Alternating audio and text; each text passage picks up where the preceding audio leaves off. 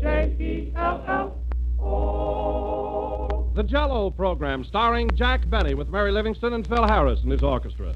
The orchestra opens the program with Go South, Young Man, from the Cotton Club Review.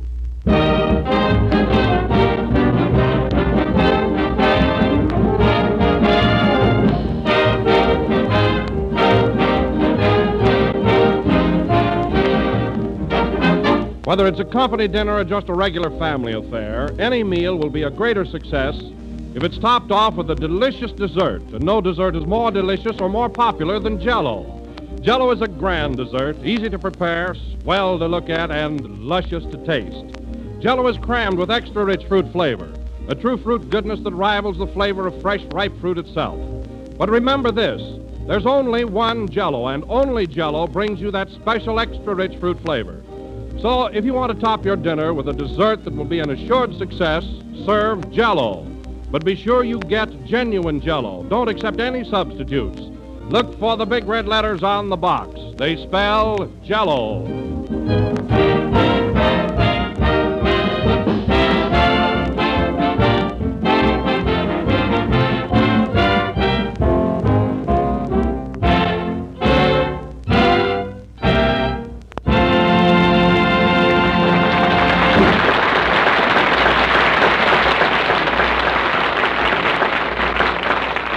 That was Go South, Young Man, from the Cotton Club Review. And now, ladies and gentlemen, we bring you a man who every Sunday night at this same time walks up to the microphone, looks it square in the eye, and says, Jello again. This is Jack Benny talking. Well.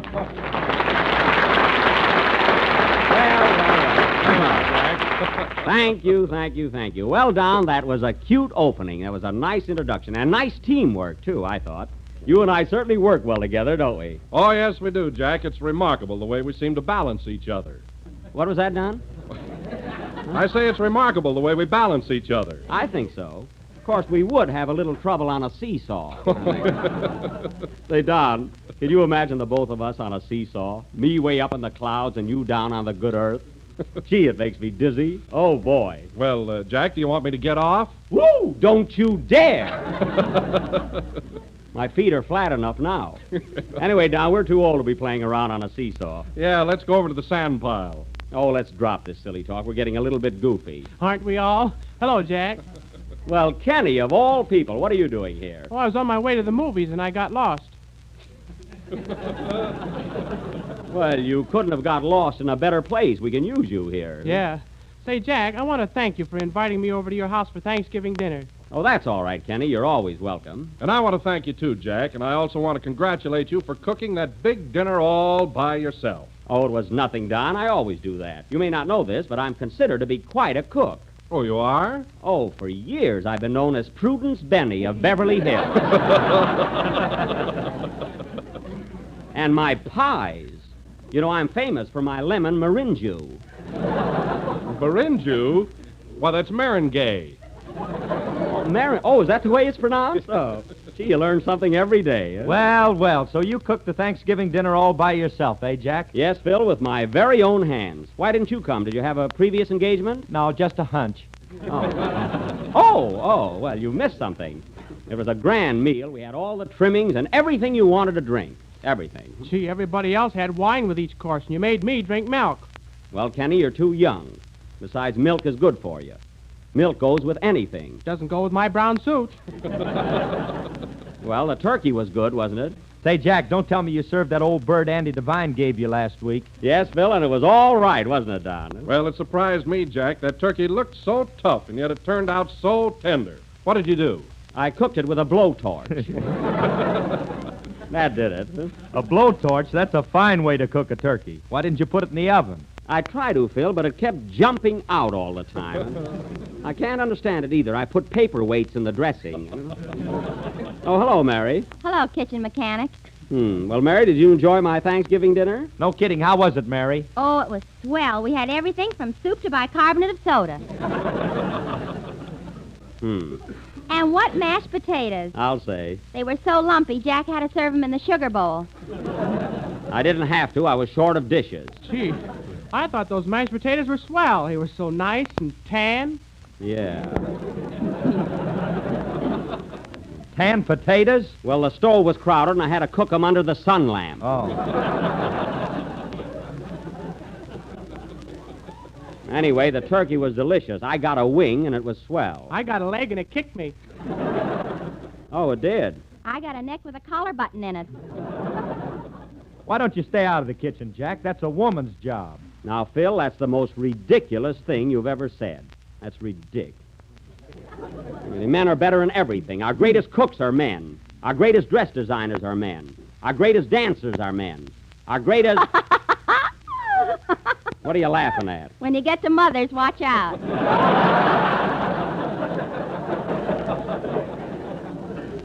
Well, the greatest fathers are men. Got that over.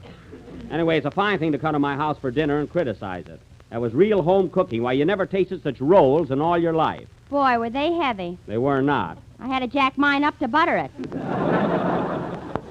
A fine appreciation after the trouble I went to. I work and slave over a hot stove, and what do I get? Oh, Jack, now what's the matter with you? They're only kidding. Why, everybody had a good time and enjoyed the dinner. Oh, no, they didn't. And here's something else I wasn't going to mention, but I will now. This'll fix you guys. I had 5 people to dinner, and 6 spoons were missing. 6? I took 2. Well, give me one back. Don't be a pig. Do you want the one from the Brown Derby? No, the one from the ambassador, I've got a set. And now if you fellas are all through heckling my dinner, maybe we can have a selection from the orchestra. Play, Phil. For 2 cents, I tear up my cookbook.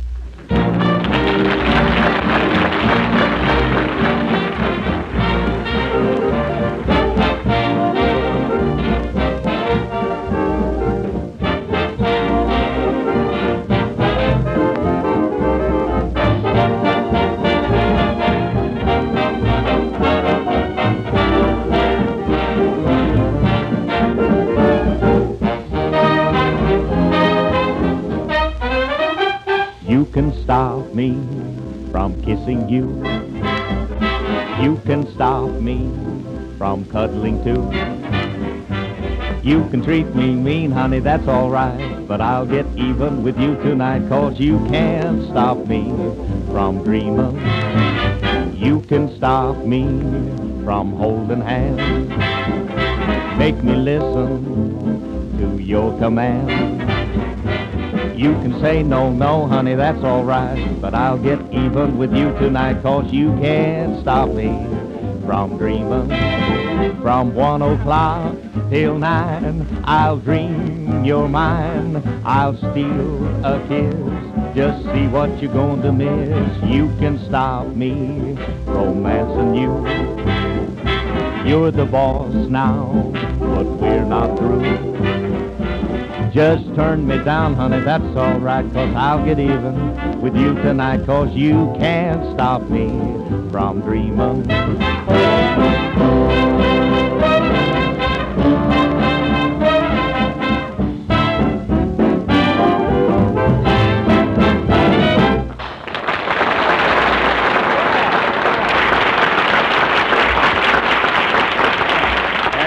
That was You Can't Stop Me From Dreaming, played by the orchestra with a vocal chorus by Phil Harris. Say, Phil, that was quite a surprise. I didn't know you were going to slip in a solo there. Did you, Kenny? No, I didn't either. Oh, it was just a sudden impulse. It was, eh? What made you sing? I'm mad at the piano player, and he hates my voice. Oh, well, you certainly fixed him. What are you mad at him for? Oh, he tells everybody that I don't know how to lead an orchestra. Why, that's unreasonable. Oh, it's reasonable, all right, but I don't like it. Well, I don't blame you, Phil. I know how you feel. There are people right on this program who think they know more about comedy than I do. Yeah. Kenny. But it's true, Phil. Everybody wants to be a comedian. They all think they can get laughs. I know, Jack, but for real laughs, none of us can top that Maxwell of yours. Boy, that's really terrific. Yeah? Oh, by the way, Jack, how's the old tub behaving? Oh, it's all right, Don. I've had no trouble, but I think I'm going to get rid of it. Get rid of it? Why? Oh, because nobody has respect for private property anymore. That's why. Tell them what they did to your car, Jack. What happened? Oh, it burns me up just thinking about it. Now, what was it, Jack? Well, I stopped in the store for a cigar, and when I came out, somebody had written on my car, Lulu loves Butch.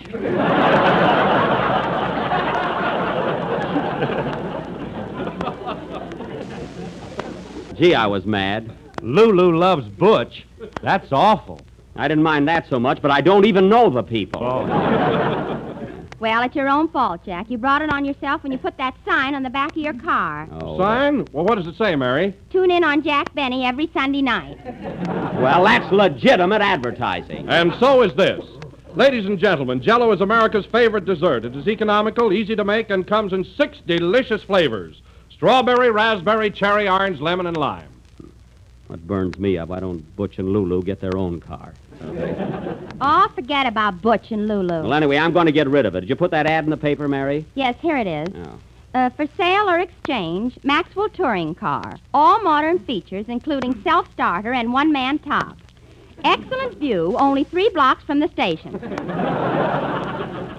Say, well, what's that got to do with it? My uncle sold a house that way. Oh, I see. Car in first-class condition, owner satisfied, but could feel better. It's a fine ad, huh? Write, wire, or phone, Jack Benny, care of Lonely Hearts Club, Hollywood. I don't belong to that anymore. Anyway, that ad ought to bring some results. Say, Jack, Yeah. I can't understand what you want to sell your car for. I told you why. Gosh, you've only had it a little while, and you're always bragging about it and fussing over it and going around with it all the time. Well, And now you want to part with it. yes, I do. Gee, you're fickle.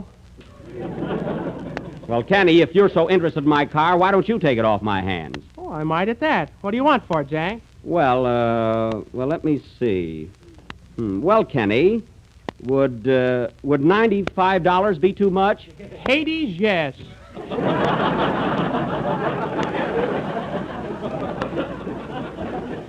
Oh, it would. Well, if you're really interested in my car, maybe I can shave it a little. Oh, don't bother fixing it up. Well, Kenny, I can see that you don't want a car, so forget about it. Well, I'll think it over while I'm singing my song. Yeah, do that. What are you going to sing, Kenny? Moon over Manakura from the picture Hurricane. Well, that's a beautiful number and right up your alley.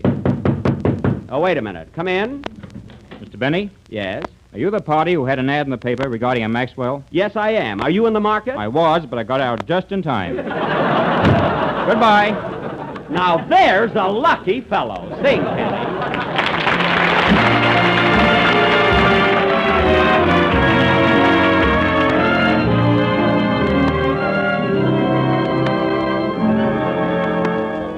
The moon of Manakura filled the night with magic Polynesian charms. The moon of Manakura came in sight and brought you to my eager arms. The moon of Manakura soon will rise again above the island shore. Then I'll behold it in your dusky eyes, and you'll be in my arms once more. Here we stand once more upon the sand of Manakura, moon enchanted isle. Darling, here we kiss. Do you remember this, the paradise we dreamed a little while? The moon of Manakura soon will rise again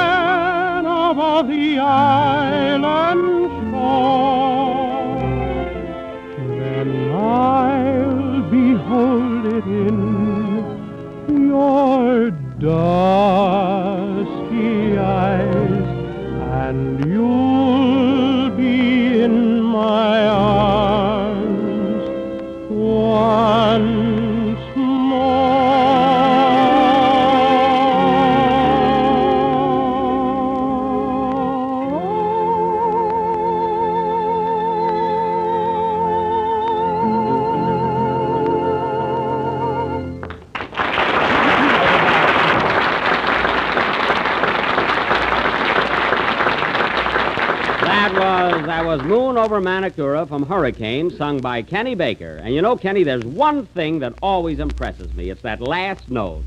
Goes on and on. Why do you hold it so long? I never give up a song without a struggle.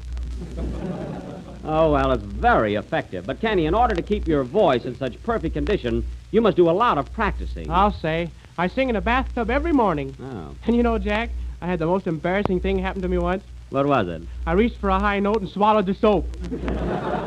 Ooh, boy, that must have been awful. Yeah, I bubbled for a week. Bubbles Baker. Mary. And now, ladies and gentlemen, for want of something better to do, tonight we are going to offer a play in the form of a nature study. A little drama entitled The Private Life of a Bumblebee, which we will present in 3 buzzes and 1 sting. It certainly will. Quiet.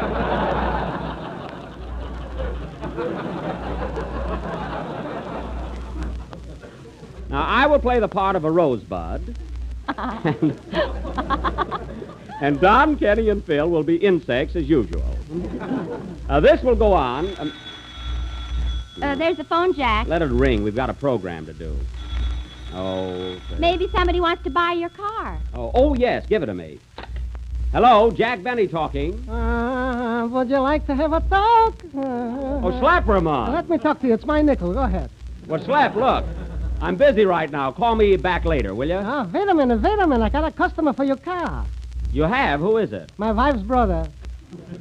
Oh, your brother-in-law. Well, look, Slap, if he's a relative of yours, I'd rather not sell him my car. Go ahead. It'll serve him right. Well, okay, bring him right over. Where are you, Slap? I'm around the corner in the drugstore in my new overcoat and a telephone booth. Are you standing up or sitting down? I don't know. It's dark in here. Well, look, Slap, bring your brother-in-law right up, and if I sell the car, I'll give you a nice commission. Why not? Goodbye. Goodbye. Well, Mary, that ad did get results. Huh? And come in. Hello, stranger.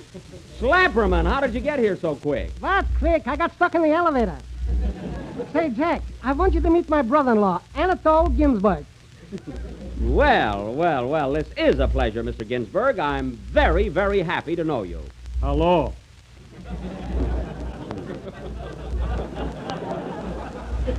Well, Mr. Ginsburg, I understand you're very much interested in buying my Maxwell. Is that right? I'm not telling. Now, look, if you want to buy my car, Mr. Ginsburg... Say, Jack, What, Mary? I don't think you've got a Chinaman's chance with this guy. What Chinaman? Who's that Chinaman? If the hat fits, put it on. Stay out of this, Mary. Now, look, Mr. Ginsburg, if you want to buy my car, it'll have to be a cash proposition. You understand that? Don't worry, Jack. He's got the cash. But only last week in the Irish sweepstakes, he won a prize amounting to... It's a lie. Boys. It was in the neighborhood of $5,000. Why did you tell him? Did I say exactly? Now, look, fellas, wait a minute. Let's not take up a lot of time arguing. Mr. Ginsburg, do you want to buy the car or not? Yes. Don't be yesing with my money. Quiet, Anatole. Behave yourself. Be a gentleman. Where's your etiquette? Look who's talking etiquette. If it wasn't for me, you couldn't even speak English. Is that so? Yeah. You said it. Now I'm satisfied. Hey, boys, what is this anyway? The affairs of Anatole. Now, look here, Anatole. A man with your money should own a car like this. Now, I'll tell you what I'll do. I'll let you have it for $95 because I like you. Make it 50 and drop the affection. Now, look, Slap, I'd like to sell the car to your brother-in-law, but $95 is the lowest I can take. I'm walking out. All right, $85. I'm still walking. Now, go ahead, I don't care. Wait a minute, Anatole. Please, don't be a chimpanzee. Come here. Verwoes bist du nicht in de Maxwell? What's the name again? Ik darf es not kapotten. I need it like a hole in a head. And besides, he looks like a crook. I resent that. Say, Jack, did they say anything about Jello? That I'll buy. Mazel tov. Now, look at what's going to happen here. Am I selling the car or not? Hold on, Jackie boy. I know how to clinch the deal. Take us out for a ride, and if Anatole likes the car, he'll buy it 10 at a time. All right, I'll take you out for a ride, and then we'll talk business. That okay with you, Mr. Ginsburg? I'll take the ride anyhow. Well, he's weakening, Jack. All right, you and Anatole can sit in the back seat. You'll find it nice and comfortable. Play something, Phil. Come on, Mary. You can sit in front with me. I will not. Quiet, I bought cushions this morning. Let's go, boys. So long, gang. So long, Jack. Come on, Anatole, make it snappy. All right, don't push me.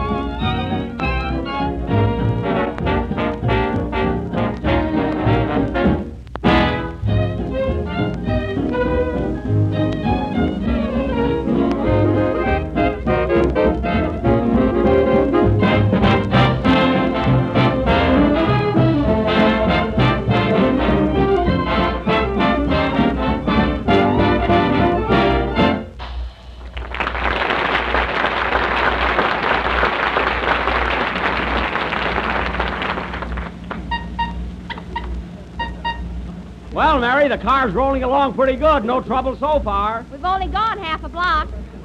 Well, is that bad? Say, Mary, turn around and see if the boys are enjoying the ride. Okay. Oh, Jack, I can only see Schlepperman. What? Hey, Schlep, where's Anatole? I'm sitting on him. He wants to jump out.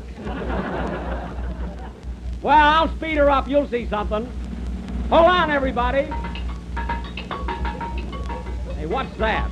I wonder what that noise is. The spark plugs are doing the Big Apple. Hey, Anatole, how do you like the way the car runs? Quiet, I'm getting seasick. And I ain't got an appetite neither. Hey, Jack, look out! Look out for that bump! What bump? Oh, I see it. Well, that wasn't so bad, eh, Mary? No, but your friends just left. They did. Hey, Schlep, Anatole, where are you? They fell out. Well, I better go back and get them. Wait a minute, fellas, I'm coming right back. Don't bother, I wouldn't buy it anyhow. I don't blame him. That's a fine thing, Mary. Why didn't you notice that bump sooner? You're driving. I am not. You've got the steering wheel. I didn't before we hit that bump. Well, give it back. You haven't even got a driver's license. Might as well go home now. Better stop at this gas station. That bump knocked the air out of my tires. Me too. Nice landing, Jack. Well, I was going pretty fast there, you know. Good evening, sir. What'll it be? I'd like some nice, fresh air. For breathing or tires? Tires, of course. Okay. Do you want any gasoline? No, He makes his own. I do not. All right, put in 2 gallons, buddy. 2 gallons. Is this car on a diet? Don't get gay, just put it in. Okay, sporty. Where's the gas tank? What? Where's the gas tank? Under the seat. Get up, Mary. Gee, is that the gas tank? Yeah, I've been using it for an ashtray. that's fine. Right here, bud. Hey, Bill, put in 2 gallons. I've got it.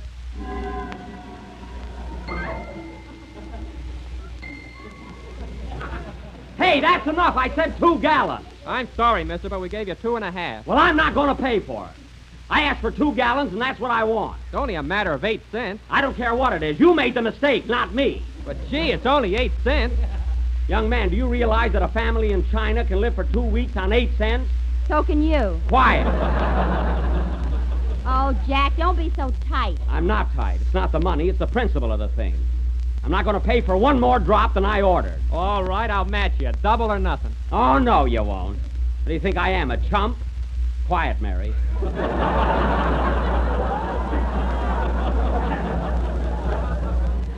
You guessed it. All right, buddy, what do I owe you? 2 gallons, that's 32 cents. You want to pay it all now? Yes, and don't be smart. Here you are. Come on, Mary, let's go. Come on.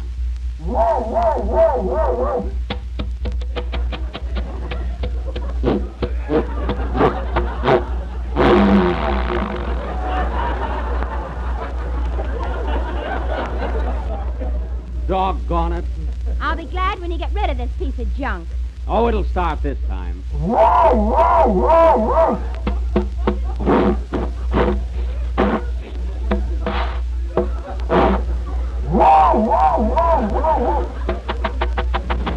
Hey, there she goes. Look out, Jack, you're in reverse.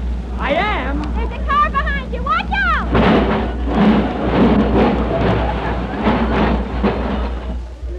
Oh, what's the matter with me anyway? Hey, you, where do you think you're going? I'm sorry, mister. It was all my Of fault. all that careless dope, say I ought to punch you right in the nose. Hey, you can't say that to Jack. He can, too. Quiet. Now, look here, mister. If I've damaged your car, I'll pay for it. You better or you'll be sorry. Oh, yeah? Let's beat it, Mary, before I lose my temper. Oh, boy, you were lucky that time. I wasn't scared of him. He didn't upset me. Yeah, then take that cigar out of your ear and let's go. Oh, I was looking for that.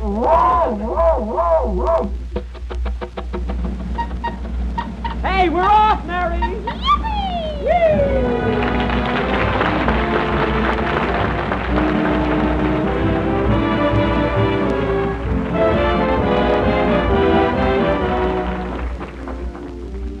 Here's a swell new dessert your family's going to love. It's quick and easy, and it's delicious. The name of it is Pear Strawberry Mold, and it's a tempting combination of luscious strawberry jello and canned pears. And it's so easy to make that anyone can prepare it, but so colorful it even makes a swell party dessert. Here's all you have to do. Just dissolve a package of strawberry jello in a pint of hot water, turn into a mold, and chill until firm. Unmold on a platter and decorate with slices of crisp canned pears and maraschino cherries. A beautiful mold of shimmering strawberry jello garnished with cherries and pears. And it tastes every bit as good as it looks. For strawberry jello is packed full of delicious, extra-rich fruit flavor. All 6 of Jello's delicious flavors have that extra-rich fruit flavor, too, which makes every Jello dessert a triumph every time.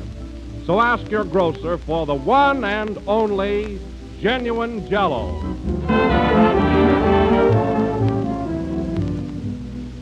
This is the last number of the 9th program in the new Jello series. We're with you again next Sunday night at the same time. Say, Mary, isn't it funny how nice and smooth the car runs when you and I are all alone in it, huh? Yeah, that's always the way. Yeah.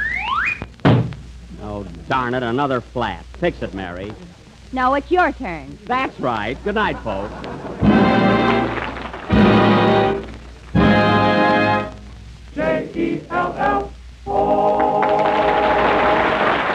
Kenny Baker's appeared on this program through courtesy of Mervyn LeRoy Productions. The melody, Mama That Moon's In Again, is from the big broadcast of 1938, and Sweet Someone is from Love and Hisses. This is the National Broadcasting Company.